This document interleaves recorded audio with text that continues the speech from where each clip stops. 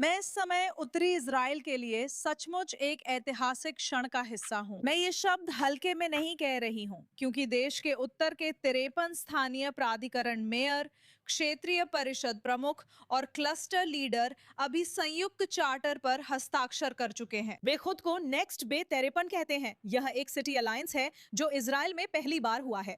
वे क्षेत्रीय ब्लॉक बनकर एकजुट होने की प्रतिबद्धता पर हस्ताक्षर कर रहे हैं। इसका मकसद है कि वे अपनी राजनीतिक ताकत, अपनी आर्थिक संपत्तियां, अपने संबंधों को एक साथ मिलाकर विकास के एजेंडा को आगे बढ़ाएं। अब 53 शहर यरूशलेम के दरवाजे पर अलग-अलग दस्तक नहीं देंगे और ना ही अपने हिस्से के लिए अलग-अलग लड़ेंगे। अब वे एक ही आवाज में बोल रहे हैं और इस सब का प्रेरक आईमेक है। ये है India's middle east Europe economic corridor. ये एक नई सिल्क रोड है जो भारत को खाड़ी देशों के माध्यम से इजराइल और यूरोप से जोड़ने की योजना है। ये कॉरिडोर उसी जमीन से गुजरता है जिसे 53 शहर अपना घर मानते हैं।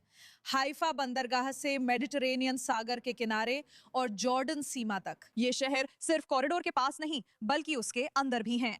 और यही वजह है कि वे मिलकर अंतर्राष्ट्रीय निवेश आकर्षित करने, रोजगार क्षेत्र बनाने और विदेशों में सरकारों और व्यवसायों के साथ साझेदारी बनाने के लिए प्रतिबद्ध हैं। ऐसा इसलिए है क्योंकि आमतौर पर जब इस तरह का कोई मेगा प्रोजेक्ट घोषित होता है तो स्थानीय मेयरों को सबसे आखिर में पता चलता है। और आज ये 53 शहर असल में यही कह रहे हैं कि इस बार ऐसा नहीं होगा। हम शुरुआत से ही इसमें शामिल होना चाहते हैं। जब आप इस क्षेत्र को देखते हैं, यहाँ यहूदी, अरब, बेडोइन, ड्रूज जैसे समुदाय सिर्फ व्यापार मार्गों की बात नहीं कर रहे। वे एक ऐसा मॉडल पेश कर रहे हैं कि क्षेत्रीय सहयोग असल में कैसा दिख सकता है।